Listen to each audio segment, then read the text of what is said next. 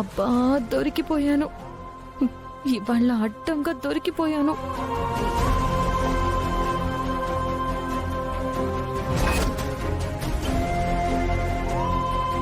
ఇక్కడ ఎవరూ లేరే. మరి సౌండ్ ఎలా వచ్చింది?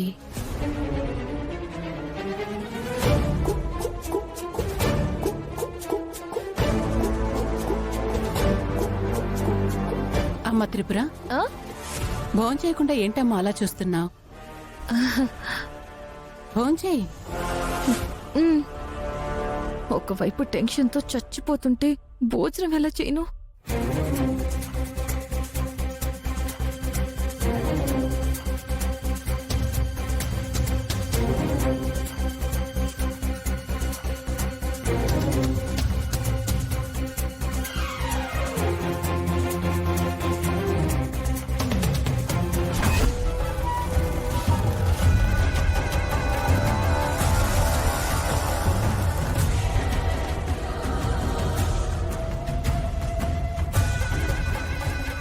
గాయత్రి ఆ కృష్ణని లహరిని చూసేసిందా?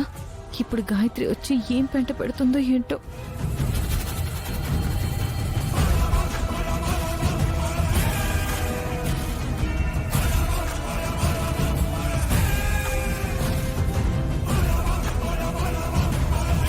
అక్క, నీ రూమ్ లో ఏ పెళ్లి లేదక్క.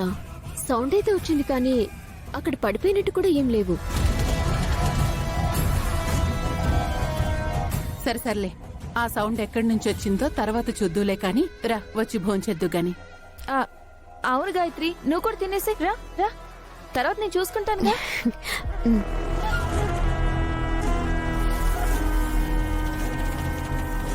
లారీకి తినడానికి ఏదో ఒకటి తీసుకెళ్ళాలి.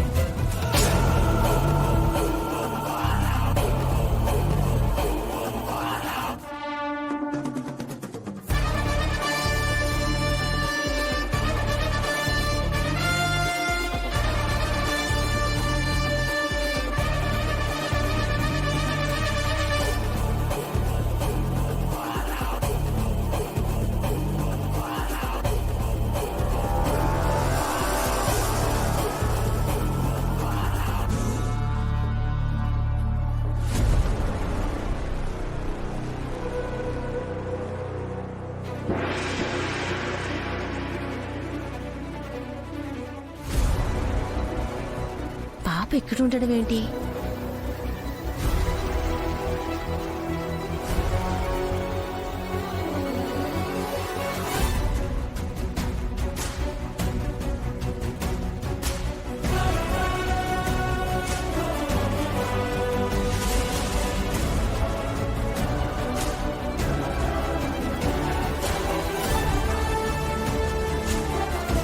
ఇందాక నాకు పాప అక్కడ కనపడింది, మరి ఇప్పుడు పాప లేదేంటి?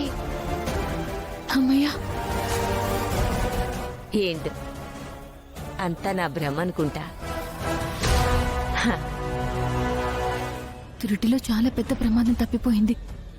కరెక్ట్ టైంకి నేను పాపని వెనక్కి లాగేశాను కాబట్టి సరిపోయింది. లేకపోతే ఈ పాటికి ఇంట్లో రచ్చ రచ్చ అయిపోయేది.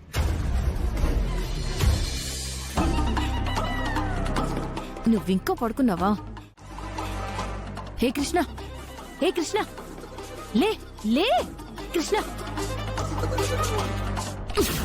లే కృష్ణ.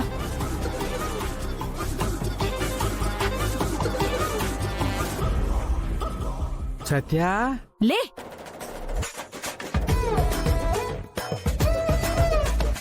సత్య, అప్పుడే తెల్లారిపోయిందా? హే, నీకు నైట్ ఏం చెప్పాను? హా? తెల్లవారుజామున అయ్యేలోపే వెళ్ళిపోమని చెప్పాను కదా.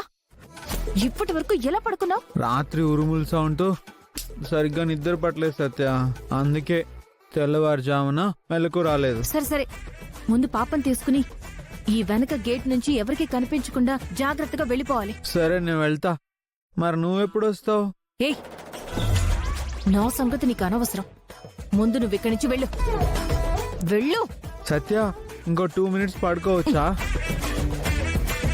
ఏయ్, తీసుకో తీసుకో తీసుకో పాపని. సత్య, దిగు ఫాస్ట్ గా. ఆగు ఆగు ఆగు, చెప్పులు వేసుకో నువ్వు. వెళ్ళు. అమ్మో.